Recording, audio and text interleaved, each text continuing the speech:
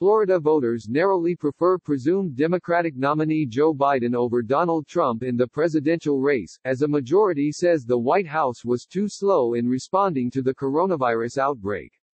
In a head-to-head matchup, Biden bests Trump by 46 to 43%, according to a Fox News poll of Florida registered voters. There are enough undecided, third-party voters, 12%, to shift the race either way, and the former vice president's three-point edge is within the poll's margin of error. Some of Trump's highest support comes from white voters +1.8, whites without a college degree +2.4, and conservatives +4.1. He is underperforming among each of these groups compared to 2016, when he won whites by 32 points, no-degree whites by 36, and conservatives by 62. Click here to read the poll results. Biden's advantage is mainly due to a 12-point lead among women. He is also the favorite among Hispanics +1.8 points and independents +1.1.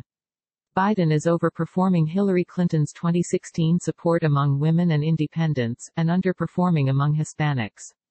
Clinton won women by 4 points and Hispanics by 27 points, but lost independents by 4 points.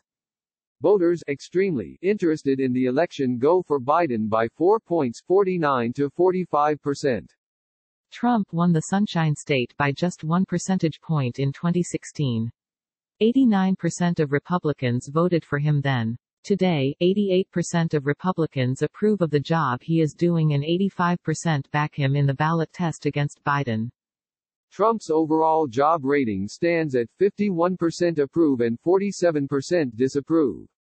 The discrepancy between the approval number and the vote is telling, says Republican pollster Darren Shaw, who directs the Fox News poll with Democrat Chris Anderson. It suggests some may be okay with what Trump's doing, but dislike how he handles himself. Those are voters the White House will be targeting over the next 6 months. Overall, 59% of Florida voters approve of the job Republican Ron DeSantis is doing as governor, while 33% disapprove.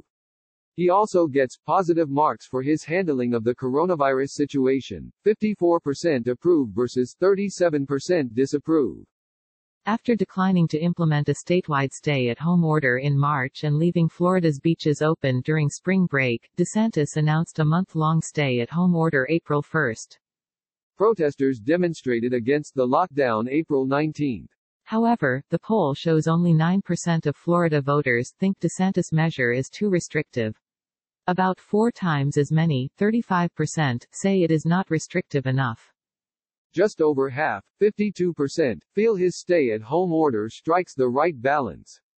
By a 29-point margin, Democrats are more likely than Republicans to think the order did not go far enough, while by a 20-point margin Republicans are more likely than Democrats to say it is about right. 3/4 of Florida voters are at least somewhat concerned about catching coronavirus, 75%, and that the pandemic will cause them economic hardship, 74%. A 55% majority says Trump's response to coronavirus was too slow. That includes 23% of Republicans, 35% of white evangelical Christians, and 44% of whites without a college degree. In addition, 65% overall, and 49% of Republicans, think it is better to wait to reopen the economy, even if it prolongs the economic crisis. That leaves Trump with mixed job reviews for his handling of coronavirus, 48% approve and 49% disapprove.